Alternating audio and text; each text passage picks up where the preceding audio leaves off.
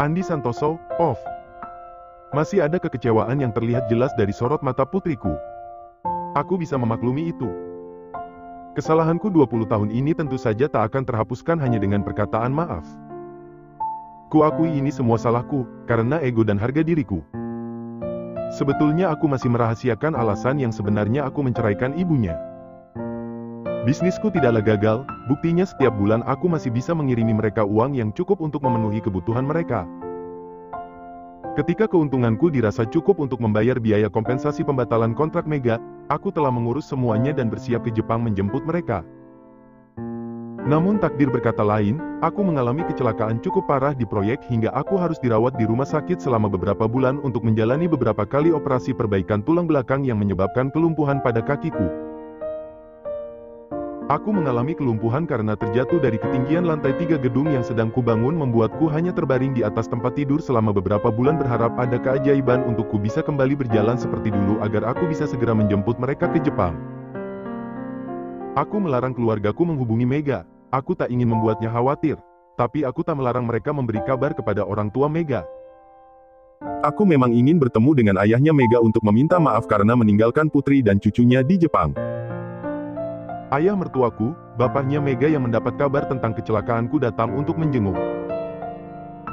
Ketika bertemu dengannya aku menangis meminta maaf karena meninggalkan putri dan cucunya di Jepang dan belum bisa menjemputnya karena kondisiku seperti itu. Namun yang kudengar dari mulut mertuaku saat itu semakin membuatku terpuruk. Ceraikan putriku. Bagai tersambar petir aku hanya bisa terbelalak tak percaya dengan apa yang kudengar. Mega masih muda, dia pintar dengan masa depan cerah. Dia berhak bahagia. Aku hanya terdiam tak bisa berkata apa-apa, terkejut, tak percaya kalau bapak mertuaku akan berkata seperti itu. Mega tak akan meminta harta gono gini apapun, aku akan pastikan itu. Mengenai hak pengasuhan anak, kamu bisa mengasuh Bi, dan Kirana diasuh oleh Mega. Mulutku benar-benar keluh, hatiku sangat sakit mendengar ucapan itu. Kamu tidak ingin menjadi beban bagi Mega kan? Saat itu aku hanya bisa mengangguk. Aku memang tak ingin menjadi beban siapapun. Aku mendengar kabar kalau kamu lumpuh, apa itu benar? Aku hanya bisa kembali mengangguk. Kalau seperti itu kamu hanya akan menjadi beban bagi Mega. Ini mungkin hukuman yang Allah berikan kepadamu karena menelantarkan istri dan anakmu. Aku benar-benar tak bisa berkata-kata, kakiku yang lumpuh tapi seluruh tubuhku yang mati rasa. Pikirkan baik-baik. Kalau kamu menyayangi istri dan putrimu dan tak ingin menjadi beban bagi mereka, ceraikan Mega, biarkan dia bahagia. Tidak perlu dipikirkan. Aku semakin terkejut ketika bapak tiba-tiba masuk dengan wajah merah padam menahan amarah. Saat itu di dalam ruangan seolah terjadi adu harga diri dua keluarga. Pak, aku coba menahan amarah bapak. Anak saya akan menceraikan putri Anda seperti yang Anda harapkan. Bapak tak menggubris seruanku yang mencoba menghentikannya. Anda tidak perlu khawatir, pengacara saya yang akan mengurus semuanya.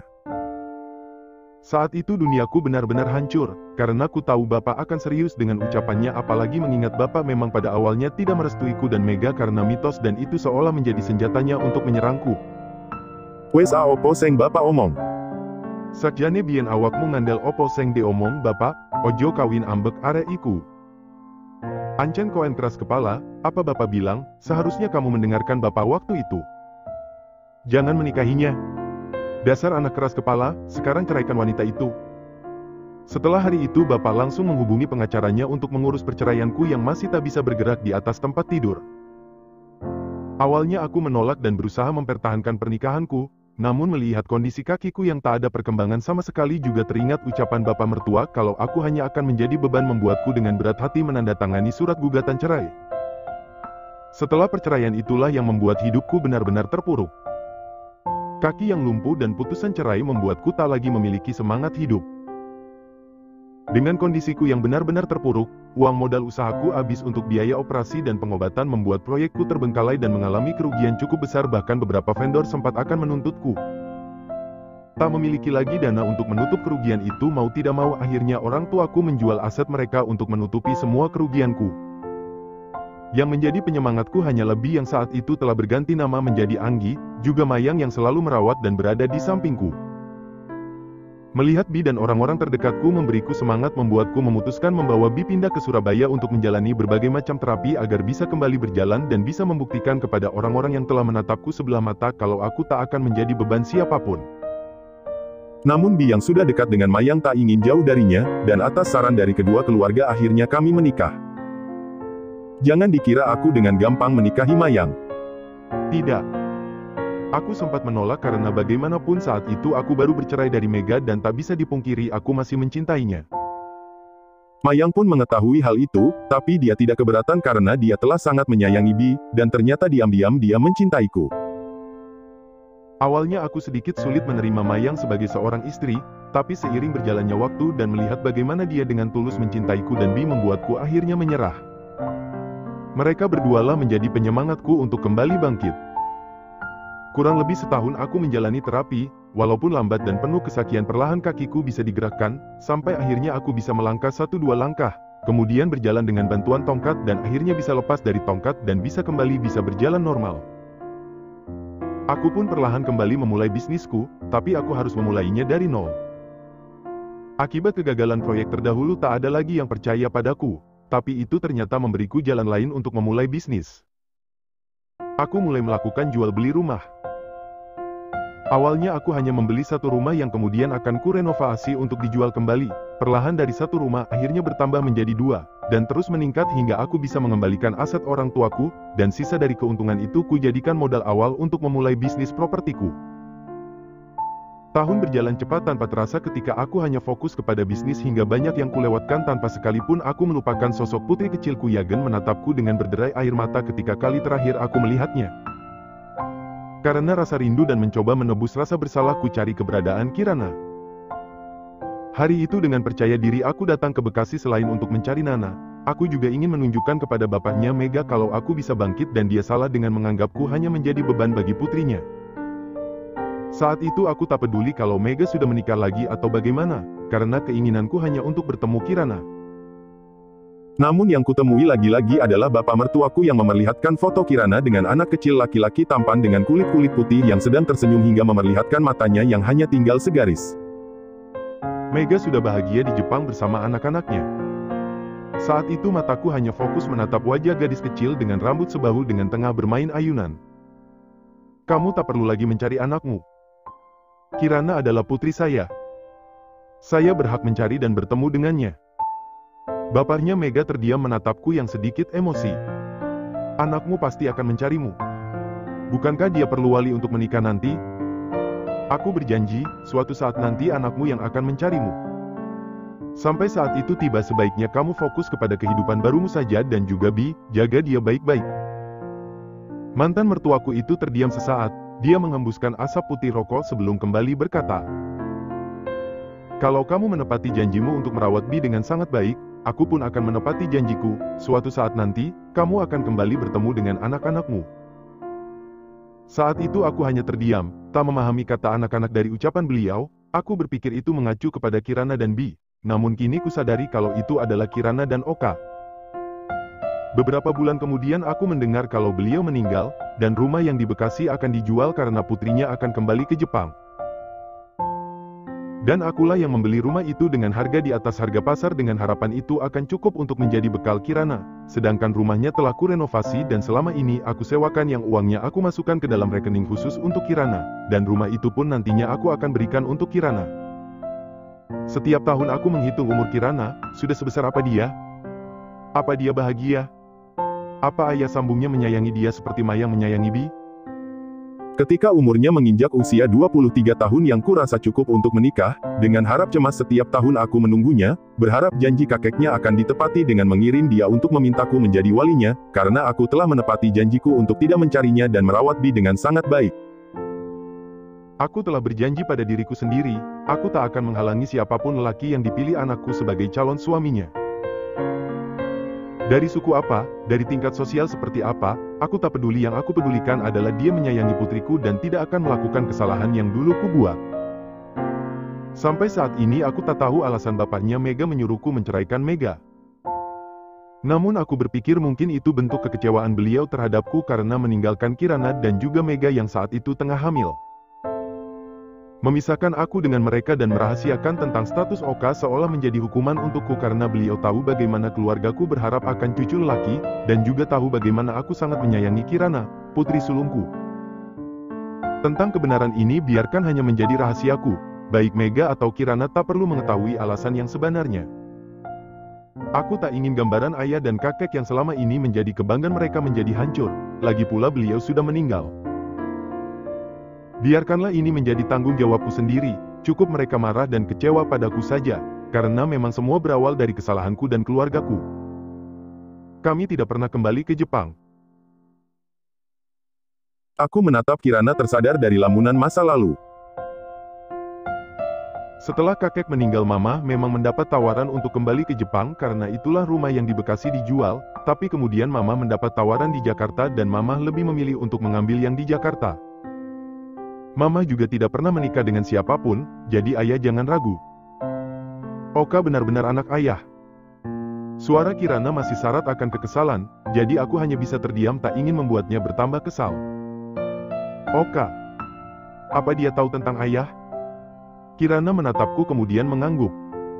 Iya, tidak ada yang mama sembunyikan dari kami, Oka berhak tahu siapa ayahnya. Tidak seperti ayah yang menyembunyikan kami dari Bi. Aku hanya bisa menghela napas pasrah mendengar kata-katanya, namun tanpa terasa aku tersenyum merasa bahagia karena putra yang baru ku ketahui keberadaanku ternyata mengetahui tentang aku.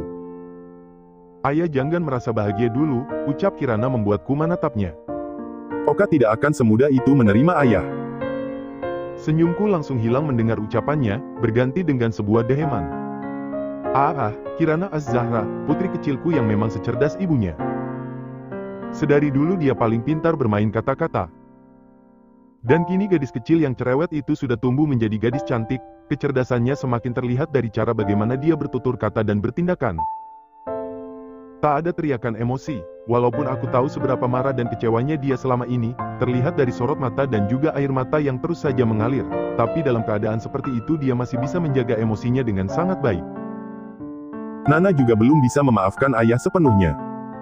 Nana masih belum bisa menerima alasan ayah.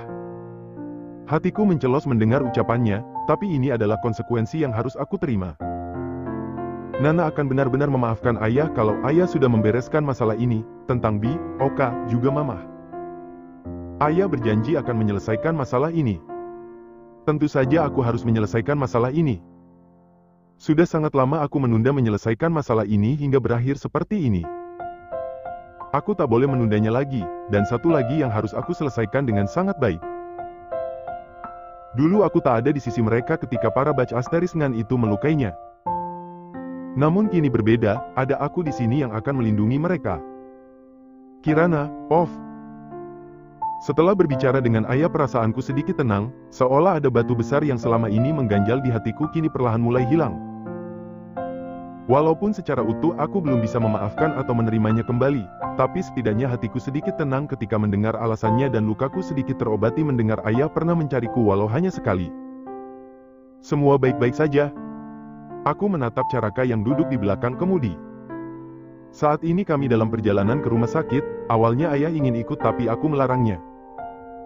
Aku harus menyiapkan Oka dan Mama terlebih dahulu, selain itu ayah harus membereskan masalah Bi.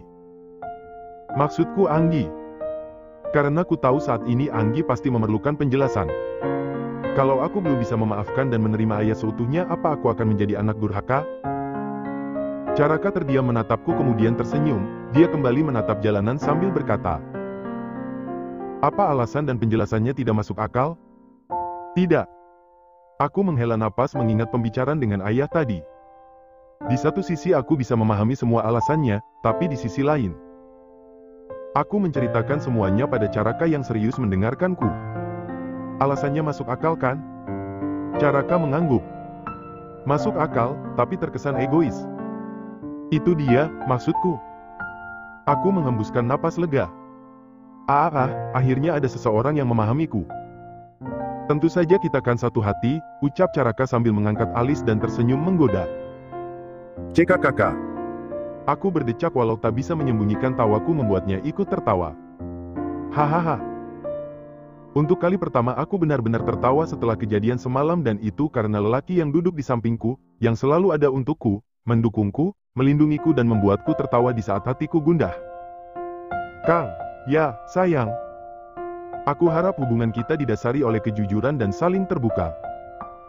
Kalau ada masalah kita bicarakan dan cari jalan keluar sama-sama, jangan seperti ayah yang dengan egoisnya memutuskan semua hal, dan akhirnya menyakiti banyak orang. Deal, setuju.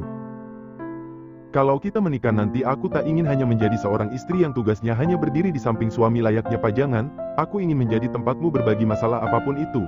Jika itu ada hubungannya dengan keluarga kita, aku ingin dilibatkan dalam mengambil keputusan walaupun tentu saja sebagai kepala rumah tangga keputusan akhirnya ada padamu. Tapi setidaknya aku hanya ingin kita saling terbuka. Caraka menggenggam tanganku kemudian menciumnya. Absolutely, tentu saja. Dan kalau misalnya, walaupun ini tak mungkin terjadi. Misalnya kamu jadi pengangguran dan hanya aku yang bekerja, aku tak ingin kamu merasa minder, apalagi merasa kalau kamu hanya menumpang hidup. Aku akan dengan senang hati menjadi pengangguran, dan menggantikanmu mengurus si kecil di rumah. Walaupun pandangannya ke depan terlihat fokus mencari tempat parkir yang kosong di rumah sakit, tapi aku bisa melihat Caraka mengulum senyum berusaha untuk tak tertawa mendengar ucapanku. Aku tahu ucapanku terdengar bodoh, hanya saja, aku tak ingin kembali ditinggalkan oleh orang yang aku sayangi hanya karena ego dan harga diri. Caraka menatapku yang terdengar serius, dia kini telah memarkirkan mobilnya sedikit di ujung tempat parkir rumah sakit. Aku menatapnya dengan penuh kesungguhan. Please stay with me no matter what happens, jadi tolong tetaplah bersamaku tak peduli apapun yang terjadi. Hei, sayang, siapa yang akan meninggalkanmu? Caraka membuka sabuk pengaman. Dia kini duduk menghadapku, kedua tangannya menggenggam tanganku. Aku tidak akan meninggalkanmu, apapun yang terjadi. Jadi, jangan berpikiran macam-macam, oke? Tangannya kini menangkup pipiku, matanya menatap tepat manik mataku membuatku terdiam sesaat sebelum akhirnya tersenyum, kemudian mengangguk. I love you, I will never leave you. Aku mencintaimu, aku tak akan meninggalkanmu, ucapnya dengan mata menatap mataku membuat hatiku kembali merasa hangat. Promise? Janji? Caraka mengelus kepalaku, dia kembali menatap manik mataku, sambil tersenyum lembut dia berkata, promise. Entah kebaikan apa yang telah aku lakukan atau mungkin leluhurku lakukan hingga Allah mengirimkan seorang lelaki luar biasa seperti Caraka Benua untukku. Ku tatap Caraka yang masih tersenyum lebar dengan pandangan ke depan fokus terhadap jalanan. Hatiku bergetar terasa hangat, ingin rasanya saat ini juga aku memeluknya erat hanya untuk mengungkapkan betapa aku sangat beruntung memilikinya. How lucky I am to have you, betapa beruntungnya aku memiliki kamu. So doi, begitu juga dengan aku. Aku tersenyum mendengar ucapan Caraka yang juga tersenyum. Tadi terima kasih karena memberiku waktu untuk berdua dengan ayah. Caraka mengangguk sambil mengelus rambutku. Aku tahu kamu memerlukan waktu berdua ayahmu. Lagi pula ada sesuatu yang harus kuurus. Aku mengerutkan kening. Aku harus berkoordinasi dengan beberapa orang untuk masalah semalam. Caraka membuka pintu mobil. Kita keluar sekarang? Aku mengikuti Caraka keluar dari mobil. Dan, apa aku boleh tahu apa itu?